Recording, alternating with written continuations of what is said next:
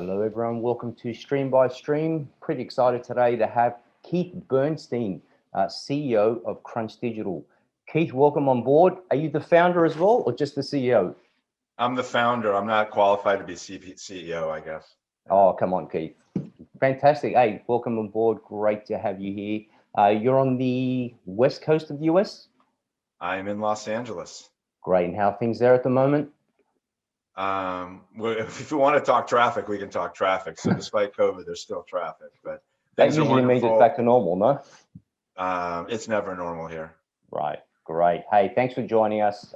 Really good to have you on board. I think the aim of this call at the moment, Keith, is to really talk about brands who really want to engage with music. US focus. There's some complexities around music, you know it very well. And I think what we try and get out of this series today is if you're a brand, you want to associate with music, you know, especially around licensing, what are the pathways, you know, what are the not to do's and the to do's. So let's try and see where we can get to. And sure, I wasn't aware that people thought it was complex. So this is really interesting. Yeah. By the end of this, they'll realize how easy it is, right? That's the whole aim here. Right. Tell us a little bit about yourself. I mean, how long you've been involved, I guess, in the music. Would you agree you're part of the music industry within or on the fringe? Yeah, I would say I qualify. I'm not that old. The gray hair is truly for show, but I've been in the space now 30 years. I went from investment banking and I was doing a project at A&M Records in 1990 after it was acquired by Polygram in the children's division. And when I completed the presentation of our findings to the folks over at A&M Records in Hollywood, they just said, "Hey, you want to work here? You seem like you're good with numbers." And we chatted, and before I knew it, I switched over to A&M Records, and I was there throughout the 90s for 10 years through the Universal Music Group acquisition. And then about a year after the acquisition, I left there and formed my own company, Entertainment Council, initially Royalty Review Council, with focus on traditional outsource record label and publisher reporting. And then a number of years after that, or a number of years ago, we branched out from the traditional side of label and publisher reporting and then formed Crunch Digital to focus on the digital side of reporting and licensing. Very good. So there's two things I think you called out that's going to segue the rest of the conversation: record labels and publishers in terms of licensing, right? So specifically music publishing, what do music publishers represent? What do they do in the jigsaw puzzle of music licensing? Well, I just think that let's just focus on two main rights. You know, you have the sound recording right and you have the composition right. And they're really easy to distinguish once you get to know it.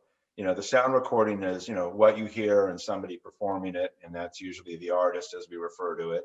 And that's typically owned by the record label, and we call it the master. And then the written component of it, the song, the musical composition, is what the publishers, you know, administer or control. I mean, that's really it. And then performance societies is just that's a right. But the ownership interests on the composition side is the publishers, and on the record label side is the sound recording. So two parts, two groups, different ownership rights for different reasons. So if I'm a brand and I want to associate music, let's define that as a music streaming project, a digital music project. I need both licenses, correct?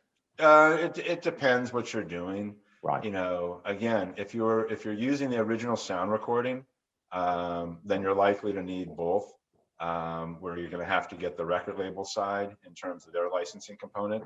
But there's times where you don't necessarily need the label side. You know, we work with a number of apps where they could be instructional for guitar, learning how to play guitar, learning how to play piano, and you're not using the original sound recording, so you're focused on the publisher side for the licensing.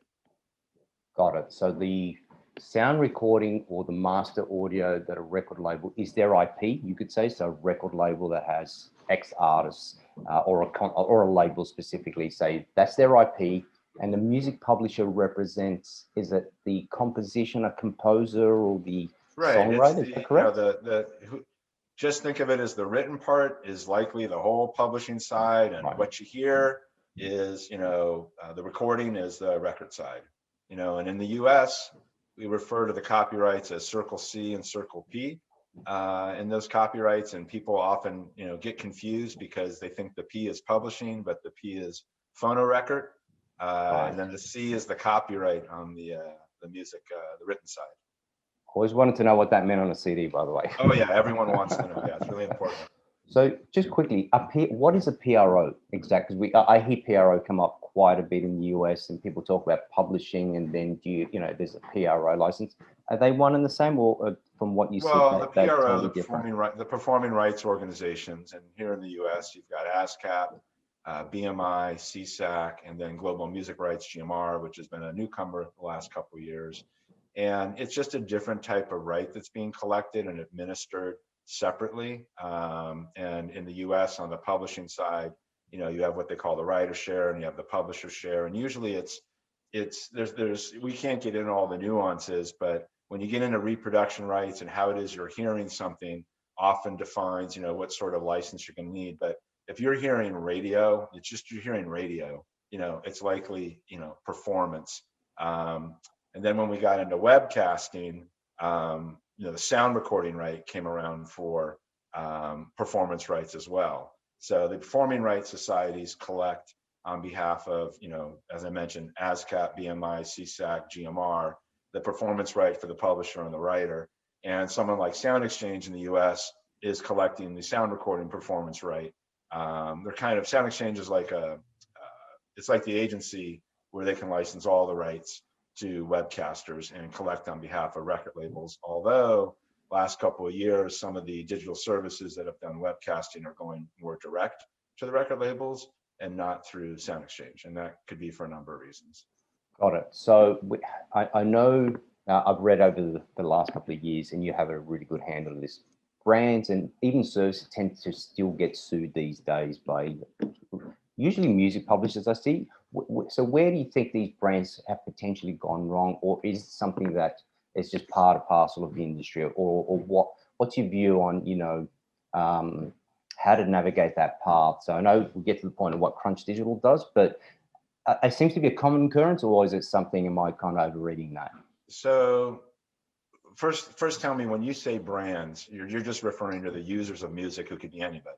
It could be that as well, or it could be, I've seen some of the leading streaming services get into trouble sometimes with publishers. We've seen, I think I've read other companies that are using music for the consumers get into trouble with a publisher or a label because they right. So in your case, yeah. brands to you could be a digital service, it could be a mobile Correct. carrier, it could Correct. be an Correct. app. Exactly. Yeah. Nice way to say it, though. It's much more eloquent than how we do it here. So I like how you say it. That's good to know. That's good to know. There's a learning.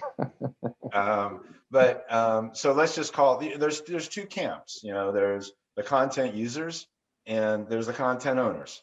Two sides. And the content user side, it's not easy, especially here in the US, because many rights require you to go direct to a record label or direct to a music publisher, and you can't just let's say that you're interested in 10,000 songs. There are groups of people who need a certain level of songs, and then there's some that need all of them.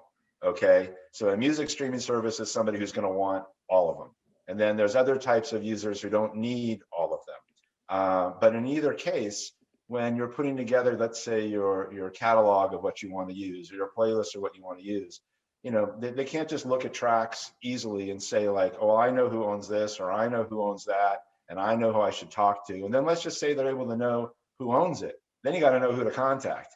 And then there's lawyers out there who do a good job of knowing who to contact. There's other consultants who go out there, but I think a lot of the problems that come up with these companies, or brands, as you call them, are people that are just sometimes just completely clueless when it comes to what they need to do. And I think in many cases, they might infringe on work, and they honestly didn't mean to, or they got some bad advice. There's been a number of cases that we've come across where people got a performance license from a US performance society, and they thought that's all they needed.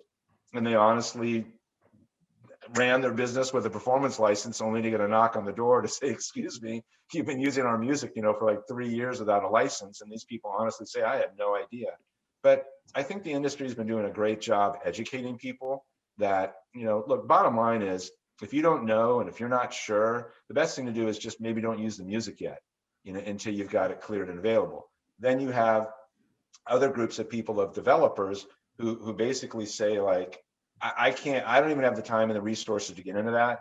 And there's definitely companies out there that'll just try to build their product and build their app, and they'll just use the music and hope that it's a huge success. And they rely on the fact that maybe because they've got all these users and they've done a great job, that the rights owners, when they find out about it, will be a little more lenient on them and say, okay, you shouldn't have done what you've done. And now you've gotten really valuable, we'll find a way to license you because we would love the revenue flow. But that's just not always how it works. I mean, and one last thing to mention is, frankly, in my opinion, a lot of litigation that exists is because when people use the music without having the proper licenses, either because they really didn't know or because they were arrogant and thought that they didn't need it. I believe that when these companies are called upon that they haven't licensed it correctly, and they turn around and they give the middle finger, to a record label or music publisher, well, then you know what? Then that's what's going to happen. They're going to go to war. Totally. Got it. So yeah, really good. Good points there. So probably a good segue.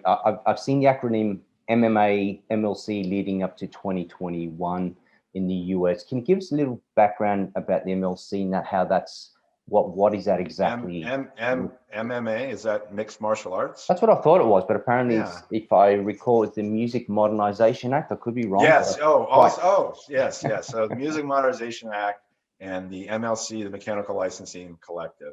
I'll do the best I can to explain it. I'm not, in the weeds on it all, but essentially, the problems here in the US and music streaming services with all the music that was being used under compulsory licenses for a long time, and a lot of works where they said they just can't find, who owns what. And it's just a mess. And then there's just literally a lot of money. And we heard the number recently, $400-something million that was transferred from digital services to the Mechanical Licensing Collective for payout. That's a lot of money that's just been sitting there. And so the idea of the Mechanical Licensing Collective, very similar to Sound Exchange, where you would go to Sound Exchange to get a license for webcasting, and you got to go to one place and get your license for webcasting. And the Mechanical Licensing Collective, it's a similar initiative that you can go to one place, and under what we call Section 115 in the US Copyright Act, for streaming, interactive streaming, and there's certain qualifications to go with it, but you can go to one place, the MLC, and get your blanket license. And there's a lot of details that go into getting the blanket license,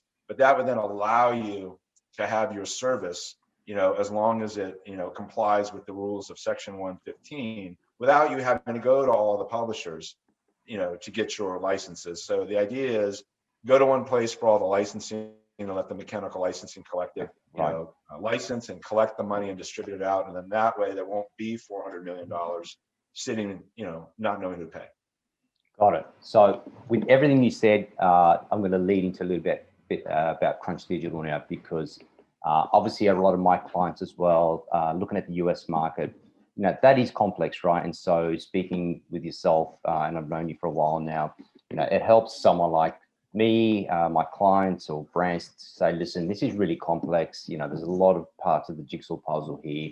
So give me a little overview about what you do at Crunch. So it sounds like from everything you sort of said, someone can come to a brand can come to you and say, listen, we want music. Music's a passion point. We want to do something with our brand. It could be a carrier. It could be, it could be a OEM. They can come to you, and then you would give them some advice, or what you'd need to know what they're trying to do with the music. What's the user experience? What are they trying to achieve? Sure. And then you define a bit of a licensing strategy for them.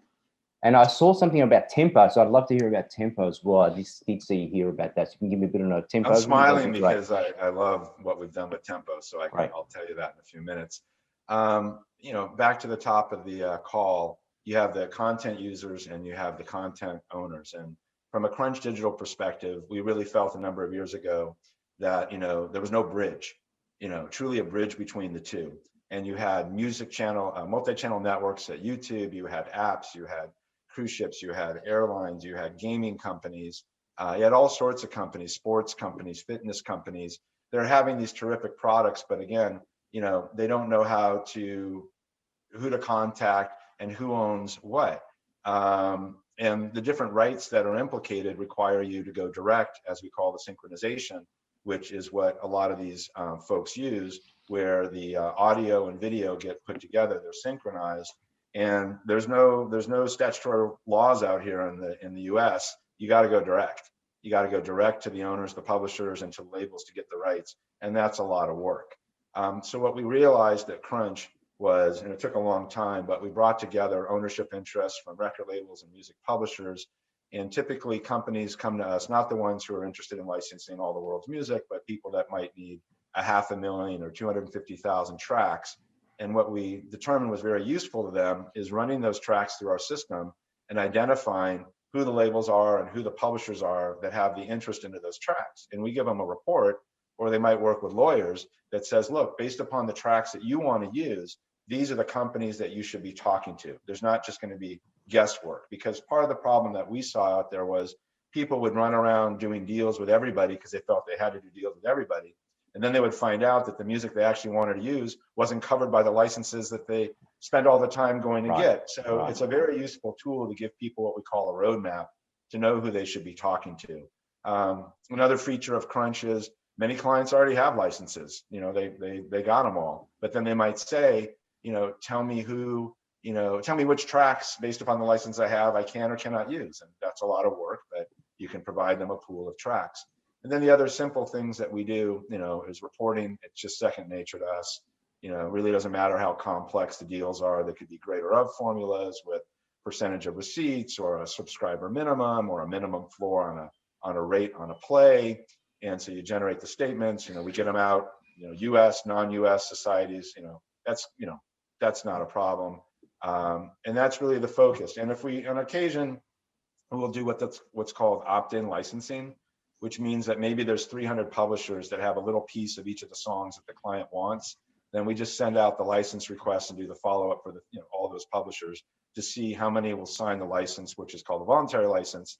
And then more and more tracks become available to the client. So that's the primary focus of Crunch. And sounds like a one-stop shop to me.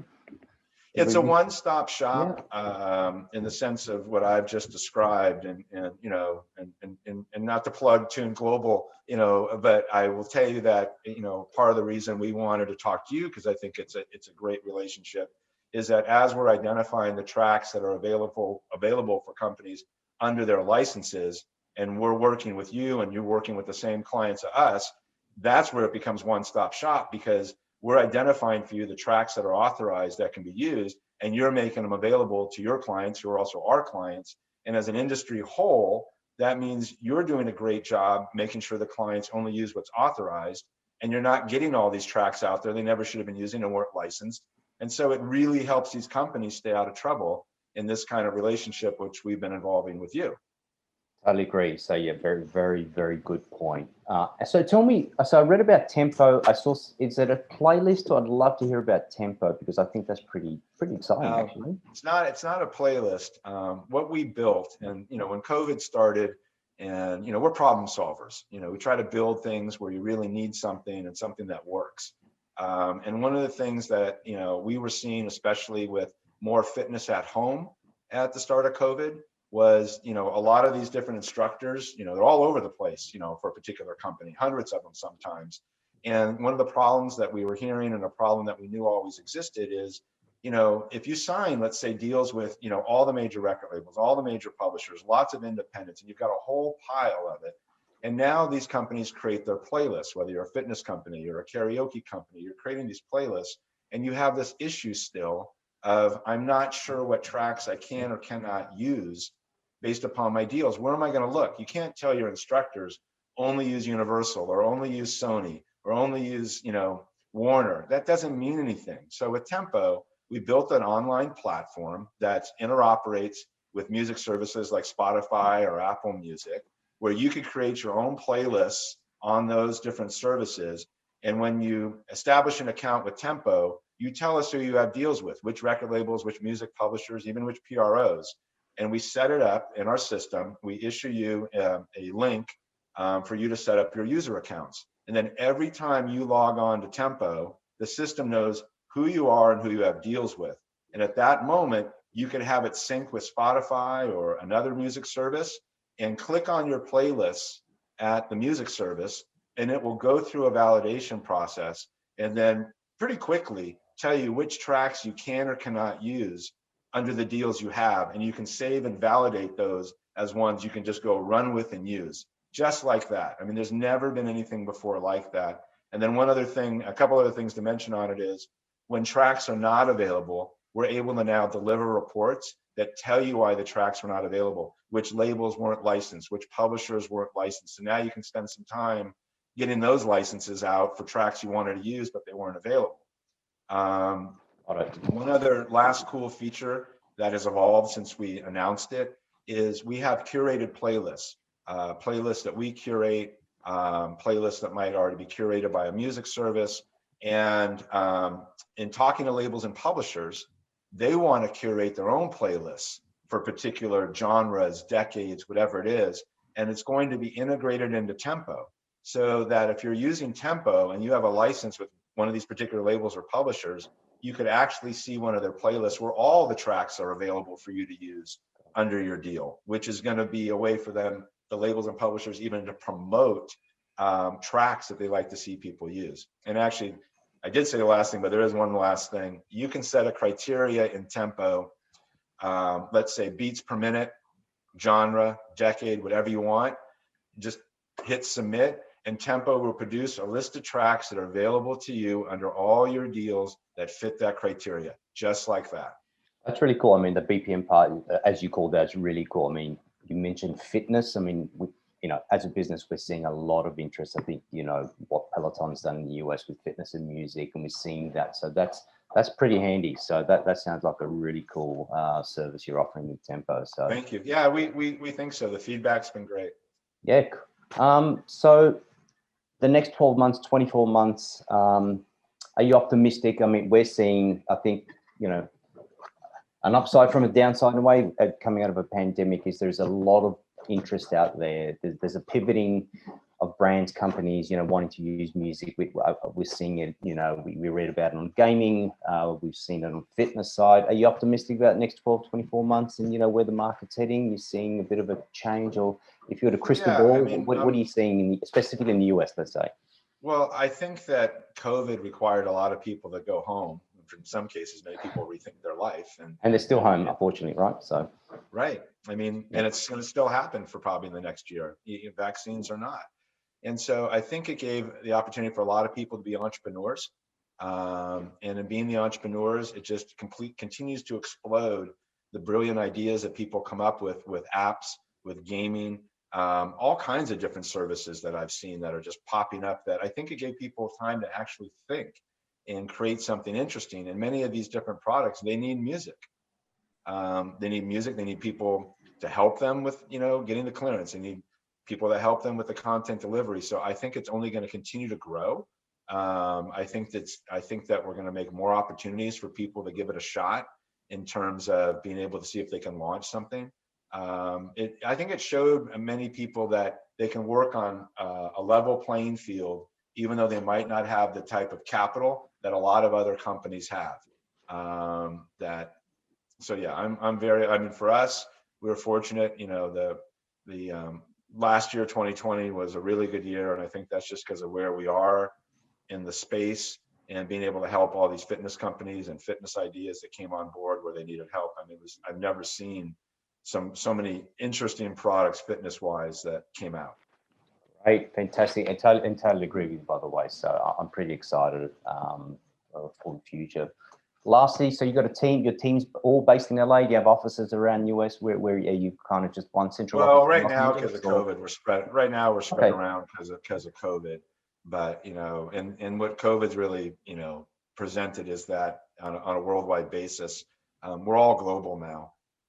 And True. You could really be anywhere. I mean, look, you're in Australia, and we're tuned global. I mean, it's hard in the pun, but we're tuned globally, right? So absolutely, I hear you, and it's the same. I think this is absolutely a global type business, right? So you're right about that. So hey, Keith, it's been awesome. Keith Bernstein, Crunch Digital. You guys really offering something pretty special out there. It is an important part of the industry. I think it's probably, if not the most critical, right, part of the industry to get right. So, I mean, we enjoy working with you. And I think for anyone watching this, I hope we've given them, especially in the US market, but I think some of this relates to outside the US too. I think I'm hoping they've kind of walked away having a better understanding, right, of music publishing, licensing, master audios, sound exchange, right, MLCs. But I'm sure if they want to follow up, they can do so, right? So any last kind of comments on your side? Yeah, I would just encourage anybody that's got a great idea, that, that it's getting easier to license music. There's more tools out there to do it right. I'm torn sometimes between some of these companies that might have like a startup program.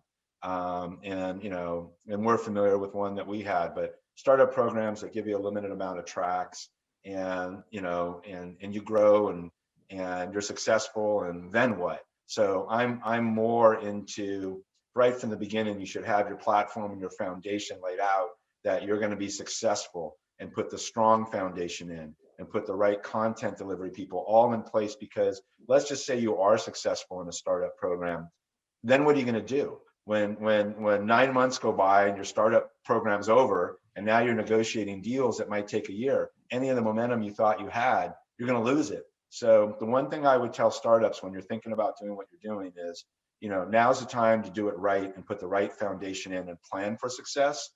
Don't plan for short-term success. That is an excellent point. So really valid point, especially for startups. Absolutely. Keith, thank you so much.